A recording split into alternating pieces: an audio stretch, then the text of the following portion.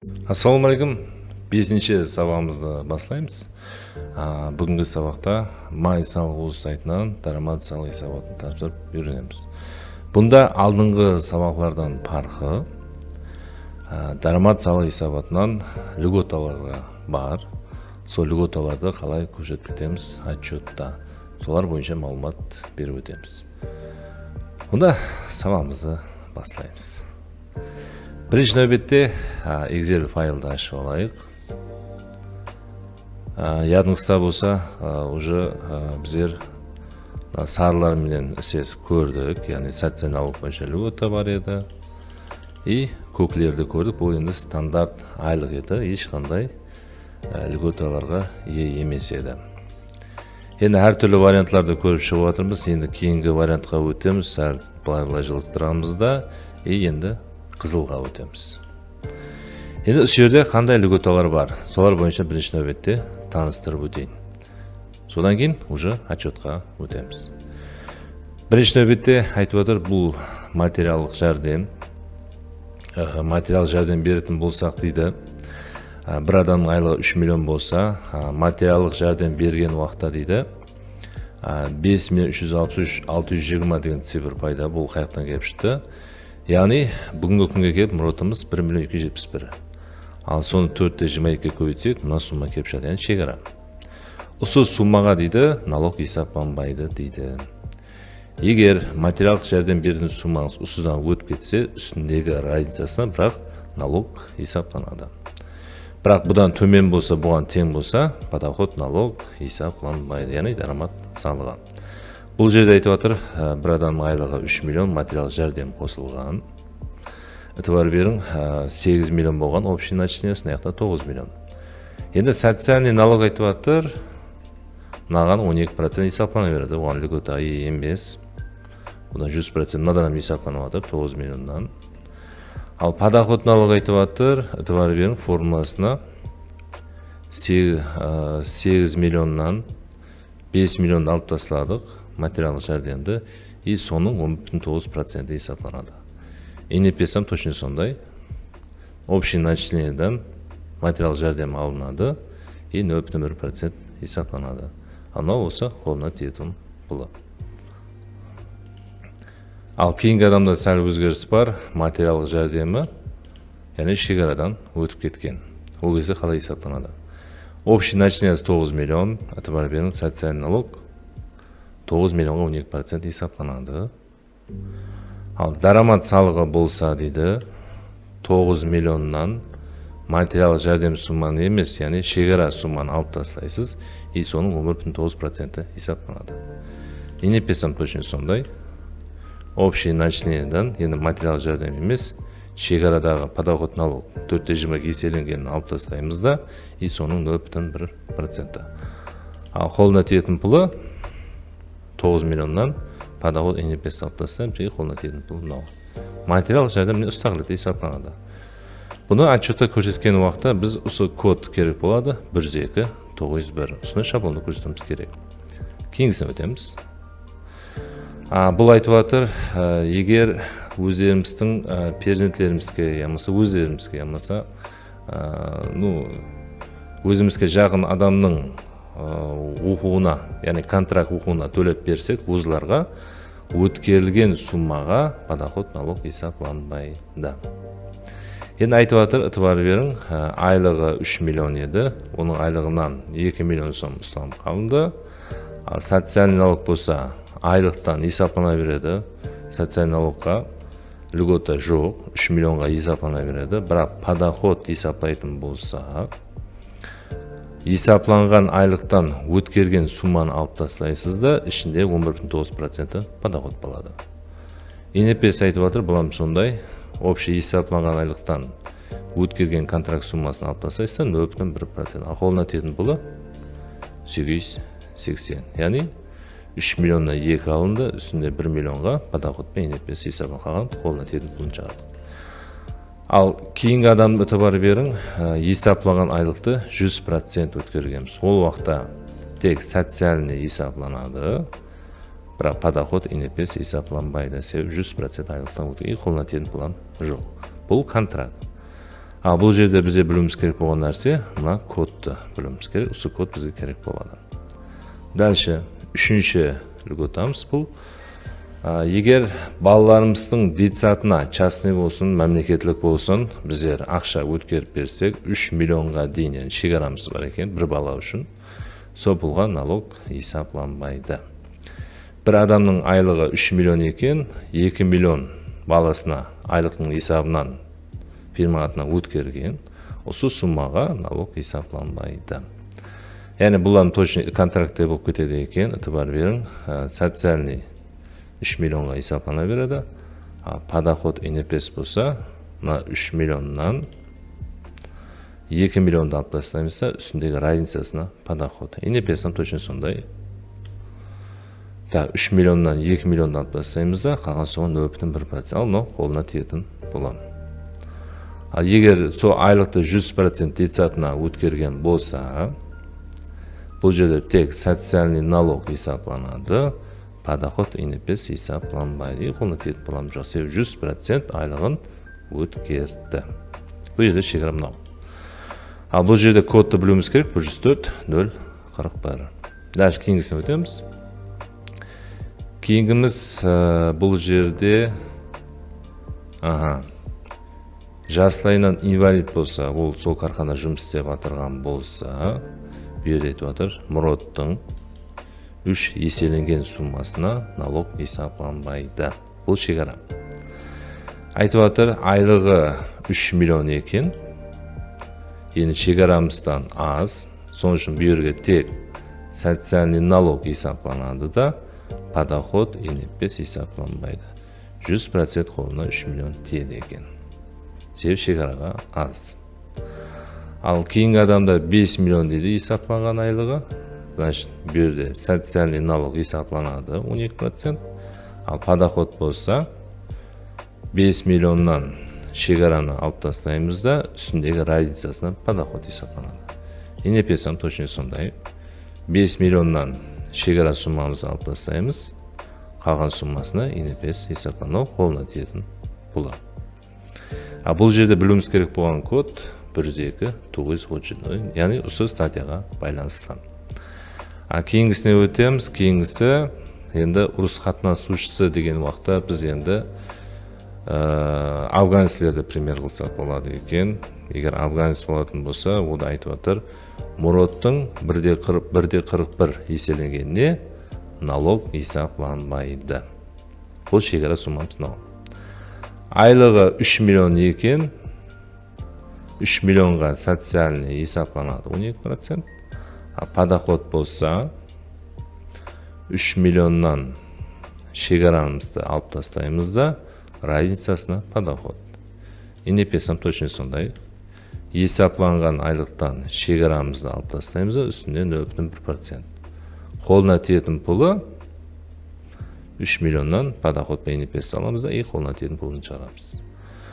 Ал егер айлығы 1,5 миллион болатын болса, значит шекарадан төмен есапланған айлығы, значит бұған тек социальный налог есаплаймыз да, подоход НПС ұсынбайды. 100% 1,5 миллионды бере береміз. Енді ұсыны отчетта қалай көрсетеміз. Енді біздерде қызылға өттік, зарплата, подоход, налог, льгота, соның ішіне кіреміз да, начислемізді көріп алайық. Біз азыр январ айын толтырып көре жатырмыз. 5 адам жұмыс істейдіген, бірінші адам материал жәрдем алған, значит бұған налог есапланбайды. Итібар берің 7 миллионнан 5 аламыз да, общий начислениясы 12 болса, социальный 12 миллионға есапланады, ал подоход НПС болатын болса, 12-ден 5 миллионды аламыз да, подоход НПС'тан точно сондай. 12 миллионнан материал жәрдем аламыз да, 0,1, қолына тиетін пұлы мынау болады. Кейінгі адам Жамал, ол контрагына өткерген, значит начислениясы общий 6 миллион.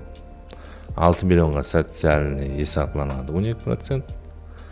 Ал подоход болатын болса, 6 миллионнан 2,5 алып тастаймыз да, үстіне подоход.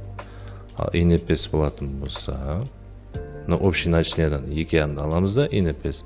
Ал қолына тиетін пұлы мынау. Яғни Bunun içinden 6 milyondan 2,5 milyon өткеріп жатыр, ұсталынды. И подоход инепес ұсталынды да, қалған жағында қолына тиетін пұлын шығарамыз. Дальше, үшінші адам Сапаров, бұл детсадқа өткерген екен баласы үшін. Общий начислениясы 5 миллион.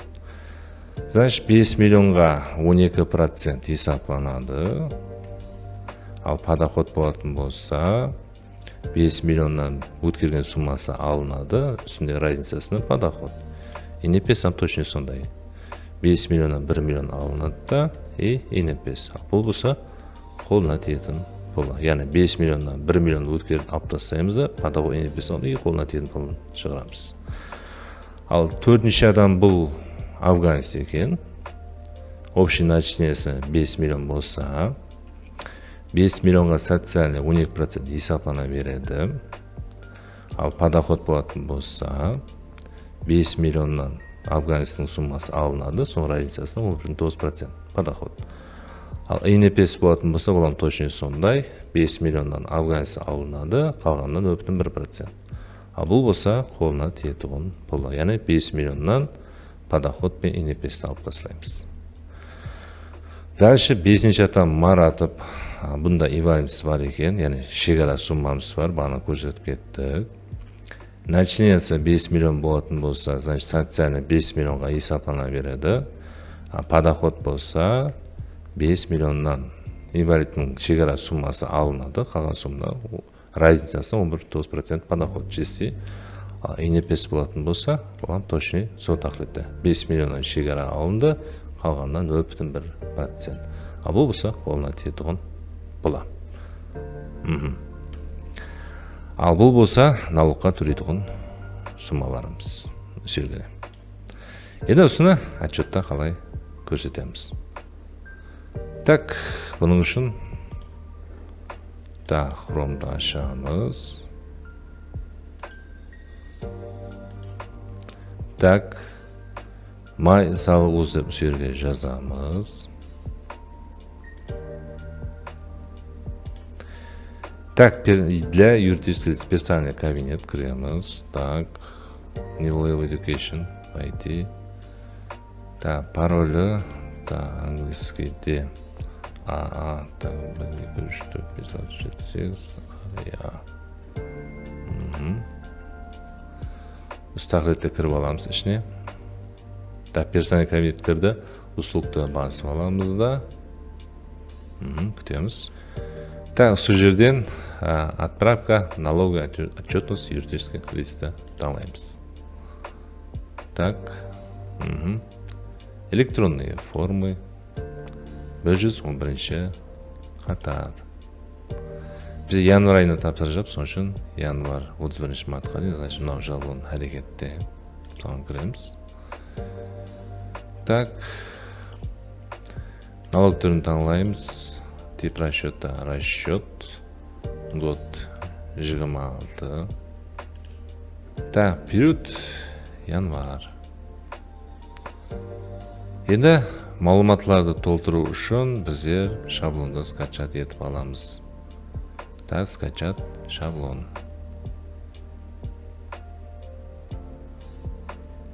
Ішін ашамыз. Енді үсерді малуматларды толтырып шығамыз. Бізде 5 адам бар.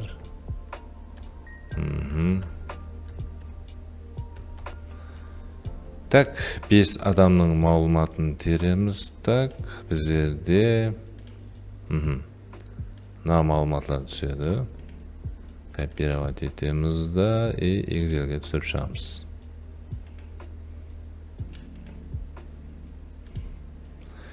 Инепес номер обязательно жазылу керек. Мен пример есабында әмесінен бірді қойып шығамын, бірақ естен реально жұмыста обязательно инепес номер дұрыс жазуға әрекет етейік.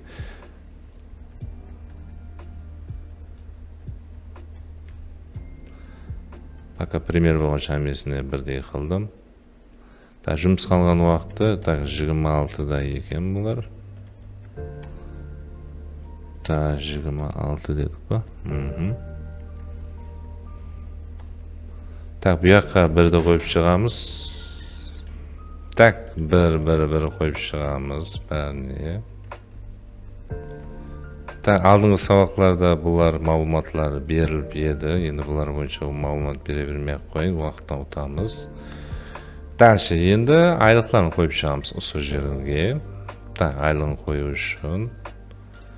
Бізде айлықлары міне, общее начисление. Осыларды аламыз. Зарплата. Январ айы болған үшін бірдей болады. Бәрі кете береді. 12. Тұр, подоход есапламай тұрып, неғын қойып олайық, льготаларын. Жерде сәл өзгереді енді. Льготалар қоятын болсақ, льготаларын біздер қойып шығымыз керек. Бағана льготаларымыз бар. Бірінші материальный помощь. Код. Осыларды бір шеттен қойып шығамыз. Видеоны сәл пауза қойып тұрамын. Енді бұл жерде де өсуші һәм сол айға тиесілі деген жері бар. Соларды енді қойып шығамыз. Бірінші материальный помощь. Материальный помощьта бізде болды. Зарплатаға кіреміз. 5 миллион 363 Осыны копировать етіп қоямыз. Кетті. Дальше екінші адам 12923. Бұл бізде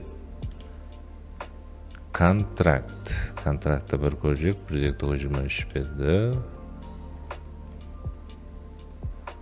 12923. Обучение туры. 2,5 миллион. 2,5 миллион.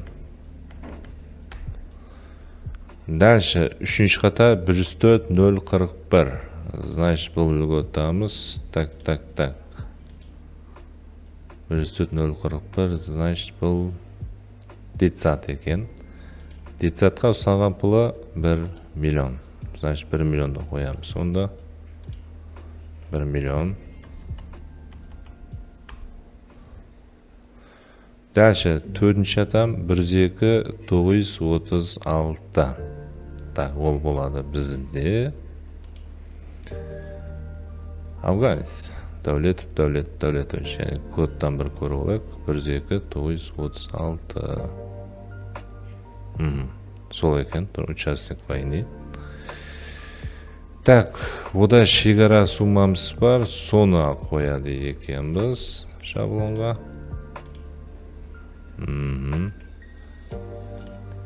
Енді 102,937 бұл инвалидніс. Яғни бұның суммасын қою үшін. Бұл жерге енді инвалидсінің шекара суммасын қояды екенбіз. Бізде шекара суммасы 3,813. Соны осы жерге қоямыз. Болды. Енді январ айы болған үшін бұл жағам бірдей болады. Енді общий подоход дегенде ітібар берін. Қоямыз, теңді басамыз, скобка ашамыз. Нарастающий минус нарастающий льгота. Скобканы жауамыз, көйтеміз 12%. И тартып жібереміз. Дальше. Тең скобканы ашамыз. Текущий айлықтан алып тастаймыз. Текущий льготаларды. Скобканы жауамыз, көйтеміз 12%. И тартып жібереміз. Міне ұстақлетте шаблонды істеп болды. Рабочий столға сохранить етеміз. Файл. Бізде рабочий столда шаблонларымыз бар. Соның үшін мен рабочий стол шаблон 4 деп мағлұмат береміз.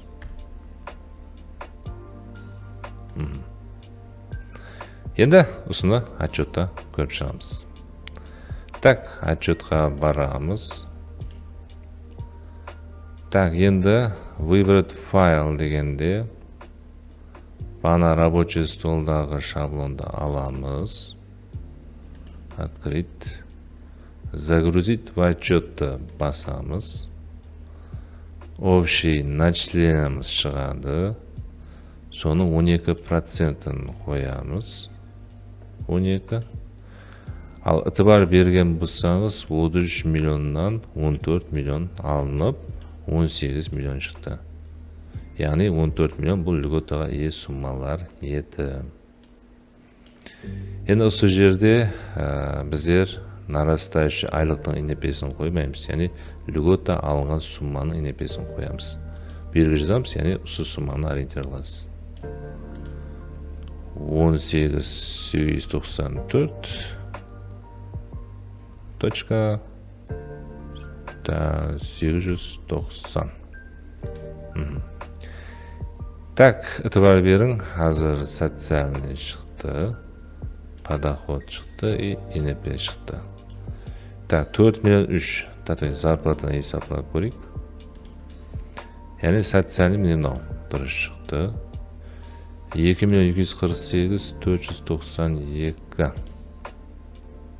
Округление болды. Сөйірді, тұры. ИНП 18 194 89. Мына жерде сәл округление болып тұрды. Мынандай қылсақ, дұрыс шығады. Ұстатылар шықты. Туры. Осымен есаплап көріп аласыз. Енді льгота бар суммаларымыз, мыналардың бәрін қоссақ 14 468 730. Бұл сумма мынау. Енді мынау қай жерде көрсетіледі. Бұны көру үшін біздер мына жерге кіреміз да и екінші приложениеға кіреміз. Қараймыз. Біріншісі материальный жәрдем. Өзі шығады бұяқта. Материал жәрдем суммасы. 2,5 миллион обучение өткердік. Бұзға 2,5 миллион туры. Бұл детсад үшін 1 миллион өткердік. Бұлан туры шығып тұрды. Бұл автомат өзі шығады екен. Бұл инвалид с детства дейді. 3813. Бұл Мұраттың 3 еселенген еді. Бұл участник войны Афганец. Міне отчетта өзі автомат шығады екен. Енді жағында отправитті басасыз, ключтің паролін тірі, сөмен отчетыңыз кетеді. Ал картотека қылғанда біз социальныйға ұсыны, подоходқа и ИНПСке төлейміз. Аз картотекасын көріп отырмыз. Осы суммалар төлеуіңіз керек. Картотекалар алдыңғы сабақта көрсетіліп еді. Енді ұсынды Excel формада қалай істейміз. Сонан бір қатар көріп шығамыз. Шаблонды аламан. Осы мағлұматты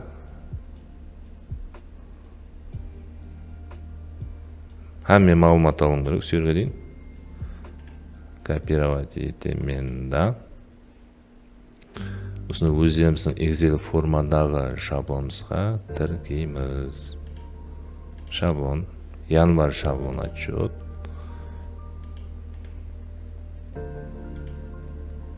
Егер сайтқа кіру имканиеті болмаса, ұстақылетті жазып болсаңыз болды. Бұлар міне бағанағы айлықлар, бағанағы қалай есепланғанлары и мынау льгота қойғанларымыз. Енді төменде осы мағлұмат өзі автомат шығады бұяқта. 12-ні қоясыз.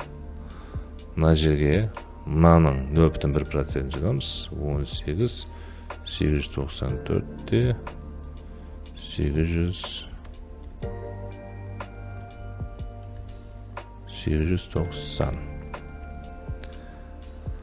Шықты. Бағана сайттағыдай болып шықты. Тоғыры.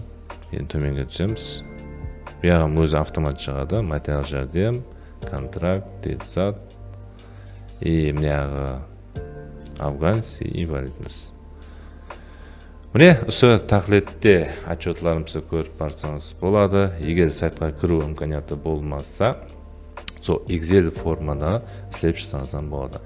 Бір жағынан көзді қолды үйретіп аласыз, кейін сайтқа қайын кіре береміз. Егер қолыңызда фирманың ключі болса, сайтқа кіру имканияты болса, отправитті баспай, осы тақлетте көзді қолды үйретіп үйреніп шықсаңыз болады. Осымен сағат жұмақлаймыз. Сау болыңыз.